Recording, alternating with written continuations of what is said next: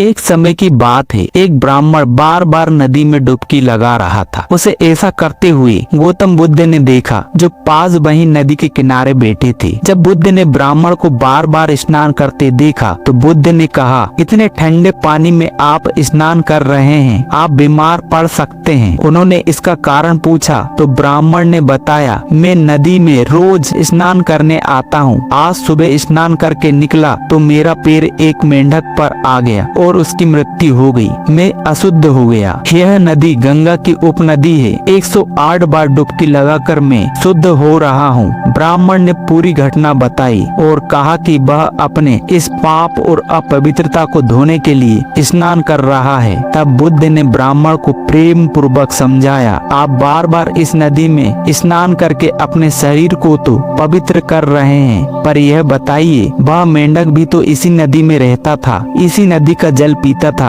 अगर यह नदी इतनी पवित्र है कि आपके सारे पाप धो सकती है, तो उस मेंढक को अपवित्र कैसे कह सकते हैं? क्या इस नदी में रहने से उसकी पवित्रता खत्म हो गई थी? वह मेंढक भी तो पवित्र हुआ ना। बुद्ध ने आगे कहा, अगर आपके मन में यह विचार है कि आप अपवित्र हो गए हैं, तो लाख बार भी स्नान करने से कुछ नहीं होगा। शुद्धि शरीर की नहीं, मन की होती है। अगर आपकी नीयत अच्छी है और आपने अनजाने में ऐसा किया है, तो बार बार स्नान करने से बेहतर है कि आप अपने मन को शांत करें और भविष्य में जीवों के प्रति दया और सजगता रखें। बुद्ध के यह वचन सुनकर ब्राह्मण को अपनी गलती का एहसास हुआ। ब्राह्मण ने कहा, हम कई वर्षों से यही गलत चीजें सीख रहे थे। आपने हमारी आंखें खोल दी। आपने कितनी आसानी से मुझे इतनी बड़ी बात समझा दी। वह बुद्ध के आगे नतमस्तक हुआ।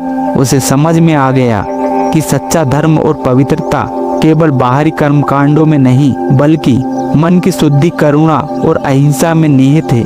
उसने बुद्ध के सामने नतमस्तक होकर उनका धन्यवाद किया। यह कहानी हमें सिखाती है कि हमें अंधविश्वास और बाहरी दिखावे से दूर रहकर दयालुता और सद्भाव को अपनाना चाहिए, क्योंकि सच्ची पवित्रता हमारे विचारों और कर्मों में होती। आपको हमारा ये वीडियो पसंद आया तो वीडियो लाइक करें, और अभी तक आपने हमारा चैनल सब्सक्राइब नहीं किया है तो चैनल सब्सक्राइब करें, जिससे हम आपके लिए नए नए वीडियो ला सकें। धन्यवाद।